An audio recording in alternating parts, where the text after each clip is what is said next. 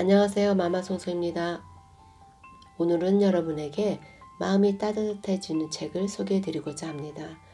제가 이 책의 첫 페이지를 읽기 시작하면서 왠지 모르게 마음이 따뜻해지는 느낌을 받게 되었습니다. 그 이유를 찾다가 아마도 글 내용의 매직 때문이던가 아니면 작가의 마음의 울림 때문이 아닐까 생각하게 되었습니다. 책을 읽으면서 조용히 우리의 생활을 더듬어 볼 수 있는 시간도 되었었다고 말씀드릴 수 있겠네요. 이 책에서 작가는 우리가 절박한 상황에서 눈과 귀로 받아들이는 언어는 잔잔한 호수에 던져진 돌멩이처럼 크고 작은 동심원을 그리며 마음 깊숙이 퍼져나가기 마련이다 라는 구절을 통해 표현했듯이 우리가 생활하면서 절박한 상황을 만날 때마다 얼마나 큰 절망감에서 힘들어했었는지 생각하게 되었습니다. 아마도 그럴 때 따뜻한 온기가 도는 말 한마디를 듣게 된다면 마음 한구석에서 새로운 힘이 발현되는 것을 느끼게 될 것입니다. 그리고 희망이라는 단어를 마음에 품을 수 있을 것도 같습니다. 사랑은 상대가 원하는 것을 주는 것이 아니라 상대가 싫어하는 걸 하지 않는 것이 큰 사랑이다 라는 말도 있습니다. 곰곰이 생각해보면 상대가 싫어하는 것을 하지 않는다는 것은 대부분의 사람들이 실행하기는 결코 쉽지 않은 결정인 것 같습니다. 사랑은 상대가 원하는 것을 주는 것이다 라고 생각할 여지가 많다는 생각이 들었습니다. 그러면서 사랑을 과연 정의 내릴 수 있는 기준이 무엇일까 하는 생각과 또 진정한 마음으로 상대를 대하는 마음은 어느 정도의 사랑일까 하고 되짚어보게도 되었습니다. 아마도 사랑은 모든 것을 아우르는 하나의 커다란 마음이 아닐까 하는 생각도 해봅니다. 이 책 30쪽에 보면 언총이라는 장소가 나옵니다. 언총은 경북 예천군에 있는 말을 파묻는 고분이라고 합니다. 즉 언어를 묻는 고분이라는 뜻입니다. 사람들은 많은 말을 합니다. 좋은 말도 있지만 때론 상대방을 비난하거나 고통스럽게 하는 말도 있고 거짓말로 상황을 어렵게 하기도 합니다.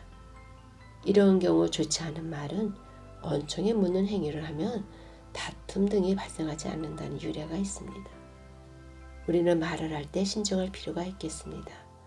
말을 물 붓듯이 쏟아내고 나면 마음이 후련한 것이 아니라 오히려 개운치 않은 마음이 생기기도 하는 경험들도 있었을 것입니다. 이 책에는 소울푸드에 대한 이야기도 잠깐 나옵니다. 아마도 인생을 어느 정도 살아온 분이라면 소울푸드에 대한 추억을 소환하기가 어렵지 않을 것 같습니다. 여러분 인생에 있어서의 소울푸드는 수심 깊은 곳에 자리 잡고 있는 그 어떤 것이 될 수도 있을 것입니다. 또한 여러분의 마음속 상처나 소중함, 사랑, 간절함 등으로 연관지어 그려볼 수 있는 것이 아닐까요? 마치 긴 여행을 시작할 때 간간히 떠오르는 것 같은 여러분의 소울푸드는 무엇일까요?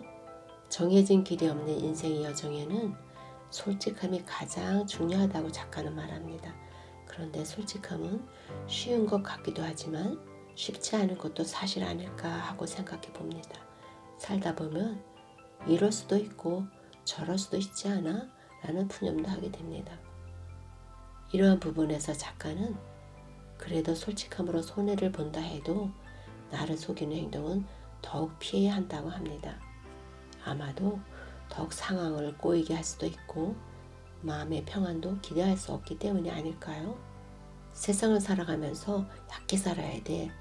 내가 살고 봐야지 하는 말이 설득력이 있어 보이는 것도 사실입니다. 험한 세상에서 살아가는 것이 힘들기 때문입니다. 그러나 이 시점에서 우리가 한번 생각해 볼 것은 우리의 마음의 평화가 아닐까요? 그것은 사랑과 배려, 용서와도 조금은 연결이 되는 것 같습니다. 책을 읽는 도중 자세히 보면 다른 것이 보인다라는 문장을 읽다가 문득 우리가 처음 사랑을 만나보고 나서든가 또는 평소 하는 사람들끼리도 이야기를 하고 난 후에 상대에 대한 뒷담화를 하는 경우가 있다는 생각이 났습니다. 좋은 이야기일 수도 있고 상대에 대한 좋지 않은 말을 할 때도 있다는 생각이 들었습니다. 대부분은 상대방을 그리 잘 알지 못하는 경우에 뒷담화를 하게 되는데, 자세히 상대방을 살펴본다면 어쩌면 상대방의 다른 면이 보이지 않을까 하는 생각을 하게 됩니다.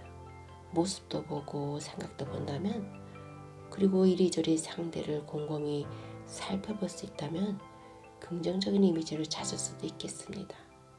우리의 생활이 온통 복잡하고 급류처럼 정신없이 흐르다 보니 미처 남을 배려하는 여유를 찾지 못하지 않을까 하는 마음도 슬며시 올라옵니다. 약간의 여유를 마음 한켠에 두어보는 것도 좋겠습니다. 글을 마치면서 마음에 와닿는 글을 들려드리도록 하겠습니다. 어머니와 자식의 만남은 단순한 생물학적 조우일 리 없다.